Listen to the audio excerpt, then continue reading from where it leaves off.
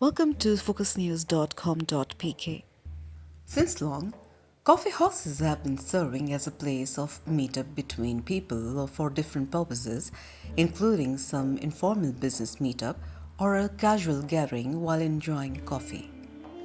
They provide an atmosphere where people relax and chill with friends or family and spend a great time having talk, playing games, and have informal meetings.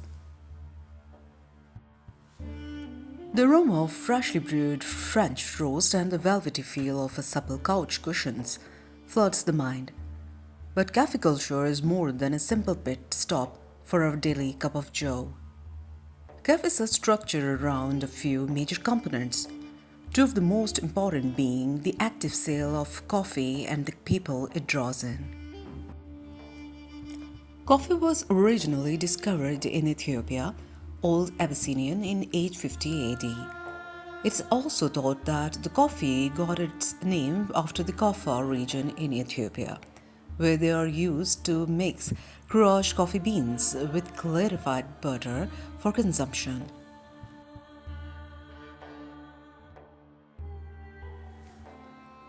The coffee was first grown in Middle East, therefore the first coffee houses are also recorded in this area. The coffee houses started in Makkah city in Saudi Arabia in early 15th century. Makkah's coffee houses became an intellectual hub due to the type of the clientele it attended, as many intellects were used to come and have conversations, share their thoughts and stories, had discussions which gave the coffee houses a great value at those times. Later it was declared intoxicant and was banned in Mecca, which resulted in the decline of the coffee houses. Coffee houses also spread in Syria, and their presence was observed in 1534 in the city of Damascus. In Constantinople, present day Istanbul, these were introduced in the year 1554, where they were called as kahvekhanas.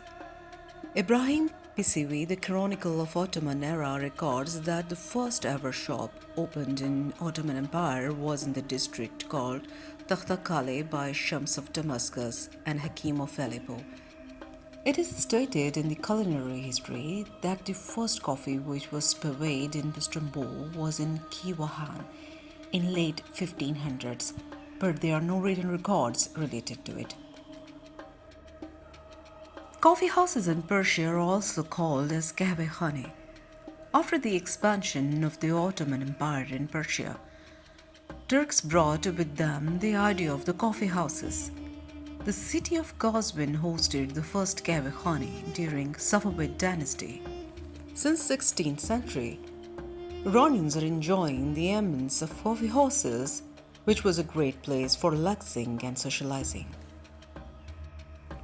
They became a place for the writers, artists, and poets to come together and have a leisure time, and businessmen discussing their deals. Thus, they were becoming a favorite place for upper social class. Capricorn were so significant for Abbas the Great, who was the Shah of Iran, that he was used to visiting them, keeping his identity in disguise. Also, guests, especially royal ones, were used to be received here.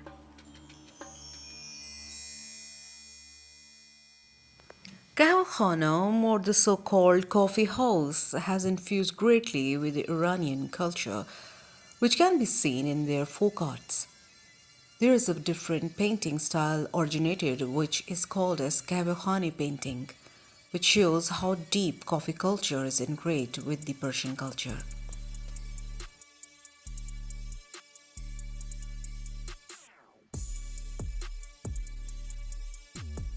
Talking about the Egyptian coffee houses, we can see that the Egyptian coffee houses has always reflected the Egyptian culture.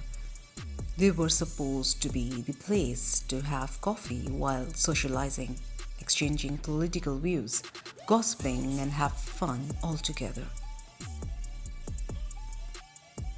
Only men were allowed to visit coffee houses in the Egypt. People from all the socio-economic classes were used to visit them, and they achieved a great popularity among people. Because before that, people could only gather at some special events and occasions in Egypt. Egypt has also faced a ban on coffee houses due to a few reasons. People used to gather there and have political discussions, which at many times developed an insecurity and seemed dangerous to the authorities. Secondly, they seem to be causing corruption in social fabric, as some criminal activities were used to be conducted there. For example, female public dancers, at that time called as ghawazi, were used to be in coffee houses for the sole purpose of entertaining their male guests, which under the Islamic rule was considered as immoral. In the present day Pakistan and India, coffee houses spread vastly after independence. Further going back into the history of the Indian subcontinent, we find that the Mughal rulers of India initially exported roasted coffee from Persia and Middle East. There is a very interesting story of Sufi Baba Budan, who used to live in a cave on a hill. The Baba was revered by Hindus and Muslims alike. In one of his pilgrimage journeys to Makkah, Baba Budan brought back 7 sterile raw coffee seeds from the port of Mocha in Yemen, hidden in his flowing robes, or other sources mention his beard.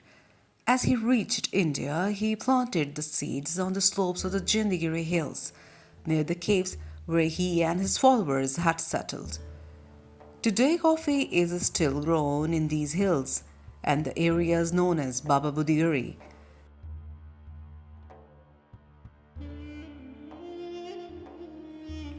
The first reference to the consumption of coffee in India comes from the work of the Reverend Edward Terry in the court of Emperor Jahangir in 1616.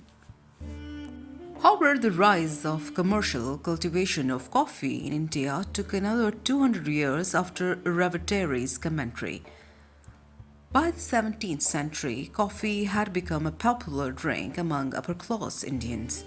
It was an important part of everyday life in many Mughal cities, where coffee was served in public spaces called kahwakhanas that served as centers of socialization, entertainment, and intellectual exchange. With the decline in Mughal power and the rise of British, who were primarily tea drinkers, the coffee culture of Mughal India collapsed.